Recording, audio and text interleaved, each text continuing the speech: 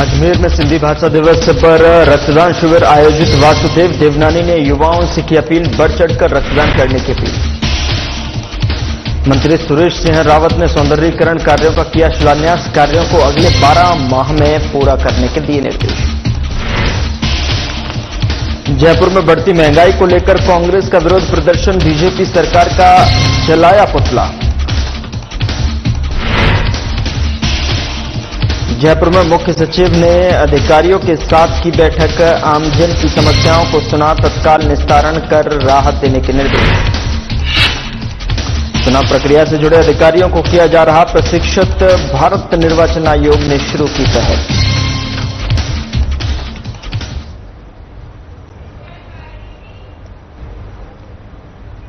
नमस्कार, मैं हूं आपके साथ गौरव राजेंद्र। बुलेटिन की शुरुआत करते हैं। सीएम भजनलाल शर्मा ने महात्मा ज्योतिबा फुले की 198वीं जयंती के अवसर पर उन्होंने याद किया और साथ ही साथ सुबह सहकार मार्ग 22 गोदाम स्थित महात्मा ज्योतिबा फुले की प्रतिमा पर पुष्पांजलि अर्पित कर नमन भी किया।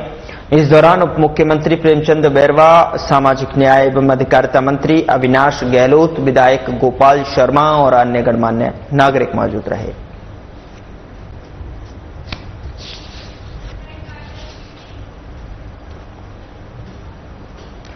सीएम भजनलाल शर्मा ने तापमान में वृद्धि के बाद पेयजल की उपलब्धता की समीक्षा के लिए जन स्वास्थ्य अभियांत्रिकी विभाग के अधिकारियों के साथ बैठक की।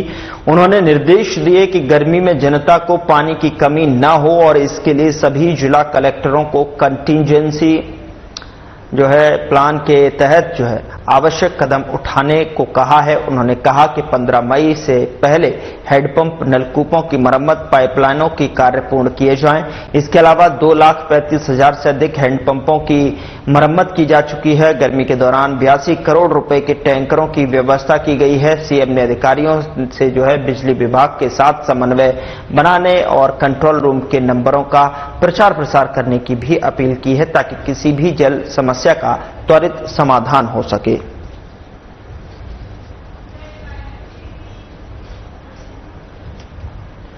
उधर सीएम भजनलाल शर्मा ने प्रदेश में सड़क और रेल कनेक्टिविटी को उत्कृष्ट बनाने की दिशा में केंद्र सरकार द्वारा दी गई स्वीकृतियों के लिए प्रधानमंत्री नरेंद्र मोदी, केंद्रीय सड़क परिवहन मंत्री नितिन गडकरी और केंद्रीय रेल मंत्री अश्विनी वैष्णव का आभार व्यक्त किया है। उन्होंने कहा कि प्रधानमंत्री मोदी के नेतृत्व में डबल इंजन की सरकार प्रदेश के विकास को नई गति दे रही है। केंद्र सरकार ने 394.03 करोड़ रुपए की लागत से राष्ट्रीय राजमार्ग 458 के रायपुर जस्सा खेड़ा खंड का निर्माण स्वीकृत किया है और जिससे कि भीलवाड़ा और चित्तौड़गढ़ की यात्रा में 38 किलोमीटर की कमी होगी।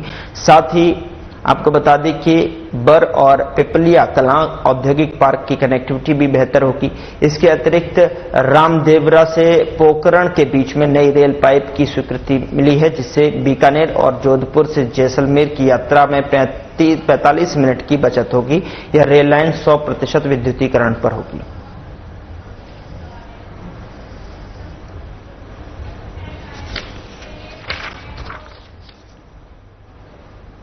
सीएम भजनलाल शर्मा ने गुरुवार को जयपुर मेट्रो कॉरिडोर फेज 2 की विस्तृत परियोजना रिपोर्ट डीपीआर की समीक्षा बैठक ली और आपको बता दें कि उन्होंने अधिकारियों को निर्देश दिए कि सीतापुरा से अंबावाड़ी और विद्याधर नगर तक मेट्रो स्टेशन बनाए जाएं ताकि भविष्य में यातायात की आवश्यकता और आमजन की सुगमता को ध्यान में रखा जा सके। सीएम ने कहा कि जयपुर मेट्रो का विस्तार बढ़ती आबादी और यातायात दबाव को संतुलित करने में अहम भूमिका निभाएगा, जिससे जयपुर स्मार्ट सिटी बनेगा। और बैठक में मेट्रो के प्रस्तावित रूट, लागत और वित्तीय मॉडल पर चर्चा हुई।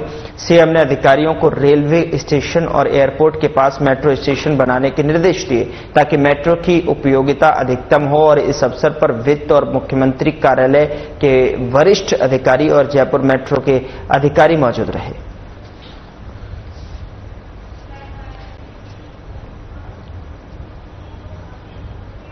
उधर सिंधी युवा संगठन ने सिंधी भाषा दिवस पर रक्तदान शिविर का आयोजन किया और संगठन के संरक्षक विधानसभा अध्यक्ष वासुदेव देवनानी ने युवाओं से बढ़ चढ़कर रक्तदान की अपील की। आपको बता दें कि रक्तदान करने आए युवाओं और युवतियों को समाज में रहकर नागरिक कर्तव्य पालन करने पर शुभकामनाएं दी हैं।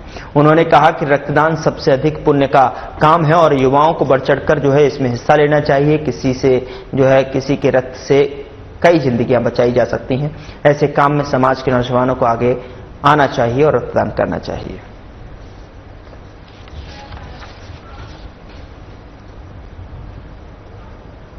जल संसाधन मंत्री सुरेश सिंह रावत ने शुक्रवार को रामगढ़ बांध के विभिन्न मरम्मत और सौंदर्यीकरण के कार्यों का शिलान्यास किया।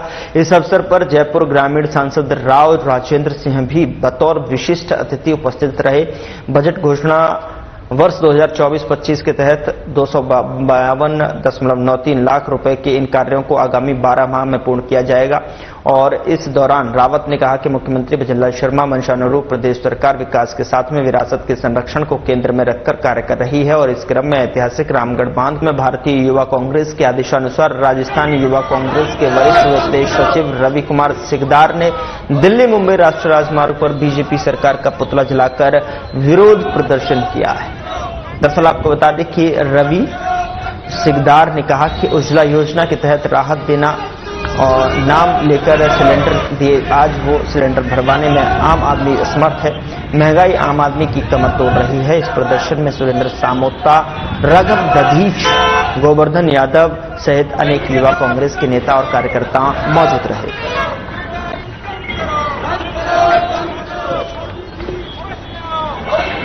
बढ़ती महंगाई को लेकर कांग्रेस का ये विरोध प्रदर्शन देखने को मिला है, जहां पर उन्होंने कहा कि उज्ज्वला योजना के नाम पर रसोई गैस तो बांट दी गई, लेकिन अब आम जनमानस पर उस सिलेंडर को भरवाने के पैसे उपलब्ध नहीं हैं और उसको देखते हुए लगातार महंगाई आम जनमानस की कमर तोड़ रही है, जिसको देखते हुए यहां पर बढ़ती महंगाई के खिलाफ यहां कांग्रेस का ये विरोध प्रदर्शन देखने को मिला है, जिसमें कि सरकार के खिलाफ मोर्चा खोल दिया और साथ ही उन्होंने सरकार का पुतला दहन भी किया है।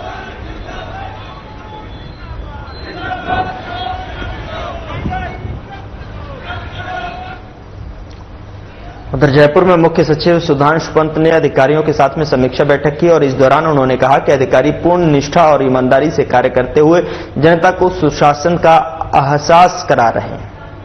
आमजन की समस्याओं का तत्काल निस्तारण करें ताकि उन्हें महसूस हो कि सरकार और प्रशासन हर परिस्थिति में उनके साथ है और राहत देने के लिए तत्पर है।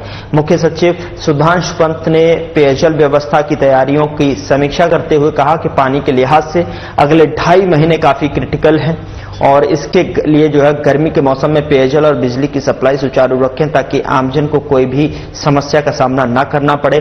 साथ ही उन्होंने कहा कि समर कंटीजेंसी प्लान को तुरंत स्वीकृति कराकर काम शुरू करने के निर्देश दिए हैं। पानी की चोरी रोकने के लिए चल रहे अभियान के प्रशासन और पुलिस का सहयोग लेकर ठोस कार्रवाई करने के भी निर्देश दिए गए।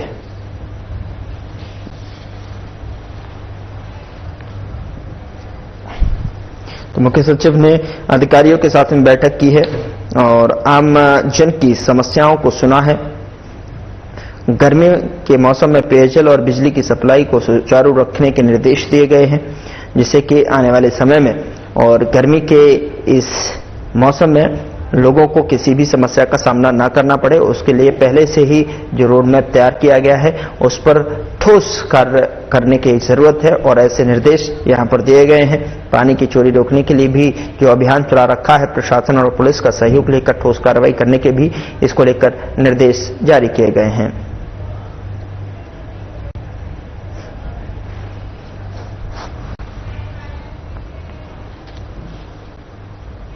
भारत निर्वाचन आयोग ने देश भर में जमीनी स्तर तक चुनाव प्रक्रिया से जुड़े अधिकारियों की क्षमता वृद्धि के लिए उन्होंने प्रशिक्षित करने के व्यापक अभियान की शुरुआत कर दी है।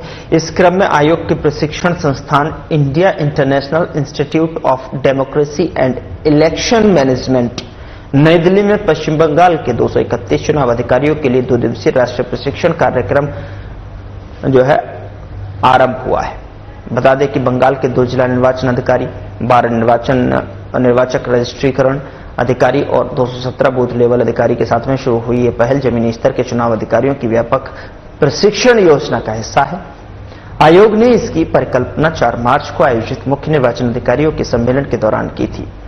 आयोग ने बुधवार को सभी राज्यों और केंद्र शासित प्रदेशों में निर्वाचन विभागों के मीडिया नोडल अधिकारियों के सोशल मीडिया नोडल अधिकारियों और जिला जनसंपर्क अधिकारियों के लिए 1 दिवसीय ओरिएंटेशन कार्यक्रम आयोजित किया। इस कार्यक्रम का उद्देश्य बदलते मीडिया परिदृश्य में चुनाव अधिकारियों के समन्वय और तैयारियों को बढ़ाना है।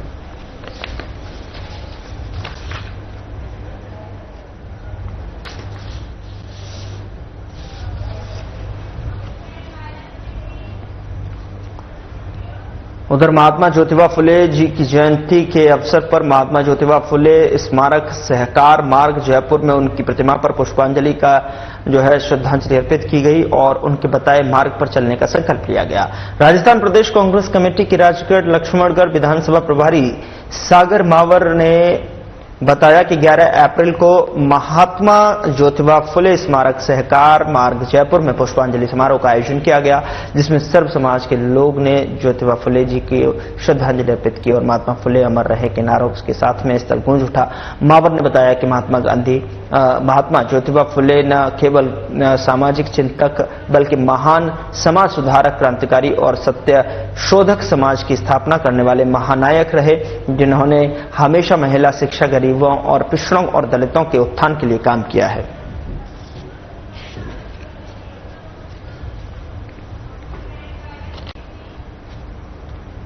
उधर भरतपुर जिले में वांटेड बदमाशों के विरुद्ध चलाए जा रहे अभियान के अंतर्गत भुसावर थाना पुलिस में डकैती के मामले में 6 साल से फरार चल रहे 3 इनामी बदमाशों को गिरफ्तार किया है।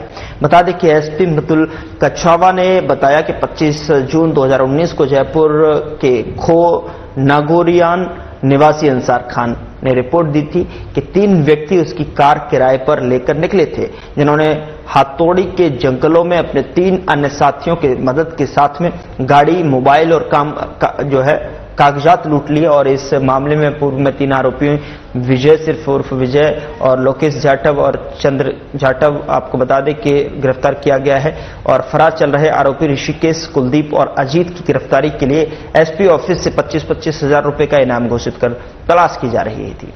और लंबे समय से फरार चल रहे आरोपियों की गिरफ्तारी के लिए एसपी कक्षावा द्वारा अतिरिक्त पुलिस अधीक्षक जय नारायण मीणा और सीओ धर्मेंद्र शर्मा के सुपरविजन में विशेष टीम गठित की गई और टीम ने मुखबिर की सूचना पर आरोपियों को गिरफ्तार करने में सफलता हासिल की है।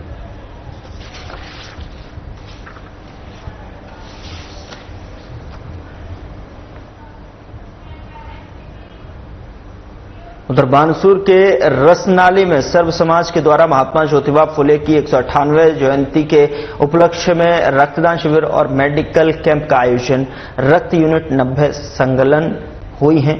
बता दें कि राम कुमार सैनी ने बताया कि समारोह का आयोजन दीप प्रज्वलित कर श्री 108 सीताराम दास महाराज नागाजी मंदिर कोटपुतली मुख्य अतिथि चिरंजी लाल सैनी यानी मुंड्रू, राष्ट्रीय संगठन मंत्री अंतर्राष्ट्रीय मानवाधिकार और सामाजिक न्याय संगठन विशिष्ट अतिथि मुकेश कुमार जयपुर और सचिव अंतर्राष्ट्रीय मानव अध्यक्षता महावीर सैनी, वशिष्ठ अतिथि चमन कंवर, प्रदेश अध्यक्ष महिला विंग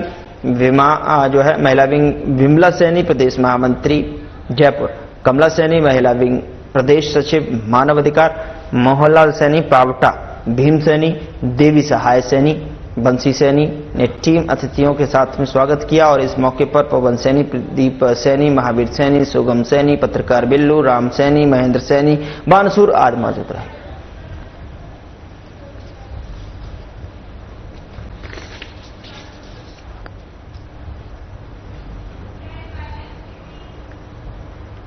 उधर भगवान महावीर स्वामी का 2624वां जन्म कल्याणक महोत्सव शहर में धूमधाम से मनाया गया। आपको बता दें कि गुरुवार सुबह धर्म ध्वजा के साथ में प्रभात फेरी गेप सागर की पाल से रवाना हुई, जो शहर की प्रमुख गलियों से गुजरते हुए महावीर के जयकारों से गूंज उठी। प्रभात फेरी में गेप सागर पाल, पुराना अस्पताल, धनलक्ष्मी मार्केट होते हुए पुनः गेप सागर पाल पर पहुंची और सकल जैन संघ की उपस्थिति में नवयुवक मंडल के अध्यक्ष राजेश डेंडू ने धर्म ध्वजा फहराई और प्रभावना वितरण किया गया। शोभा यात्रा के दौरान भगवान महावीर की पालकी में माता त्रिशला के स्वप्नों की झांकी जो है और अश्वों पर सवार नन्हे बालक दिखाई दिए और सनातन धर्म समिति और भाविप तिलक शाखा ने पुष्प वर्षा कर शोभा यात्रा का नव स्वागत किया, जिससे समाज में सर्वधर्म समभाव का संदेश फैलाया।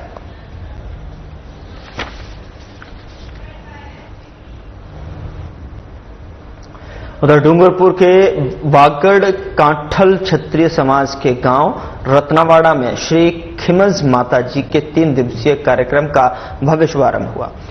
इस मौके पर कलश यात्रा में कई कांठल चौखले की छत्राणियों ने बढ़ चढ़कर जो है हिस्सा लिया। व्यासपीठ पर कथाकार जय सिंह सोलंकी और महंत कल्याण गात्रोड़ धाम शिवाजी नगर डूंगरपुर का विशेष योगदान रहा। मुख्य अतिथि पूर्व विधायक गोपीचंद मीणा और अध्यक्ष जो है बेड़ेश्वर धाम के पीठाधीश्वर अच्युतानंद जी महाराज रहे। कार्यक्रम में विशिष्ट अतिथियों के रूप में प्रहलाद सिंह चिबड़ा यानी कि अध्यक्ष वागड़ क्षत्रिय महासभा भोपाल सिंह पवार, महामंत्री वागड़ क्षत्रिय महासभा अशोक रणोली, जिला अध्यक्ष बीजेपी डूंगरपुर सुरेश फलोजिया, उपाध्यक्ष बीजेपी डूंगरपुर और अन्य गणमान्य व्यक्तियों की उपस्थिति रही। संयोजक भंवर सिंह रत्नावाड़ा और संचालक रोहित सिंह राव गरना ने कार्यक्रम को सफल बनाया, जबकि खुमान सिंह गरना ने आभार भी व्यक्त किया।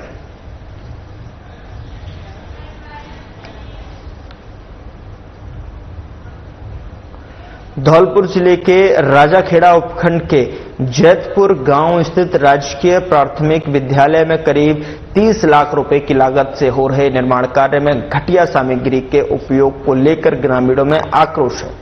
ग्रामीण संजय कसाना के नेतृत्व में मौके पर पहुंचे और निर्माण कार्य का निरीक्षण किया।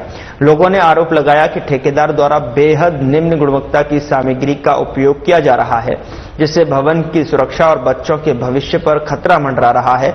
राष्ट्रीय मानवाधिकार परिषद के जिला अध्यक्ष संजय कसाना ने इसे विभागीय लापरवाही और ठेकेदार की मिलीभगत का नतीजा बताया है। उन्होंने चेतावनी दी कि यदि गुणवत्ता में सुधार नहीं हुआ तो ग्रामीण जिला कलेक्टर से शिकायत करेंगे।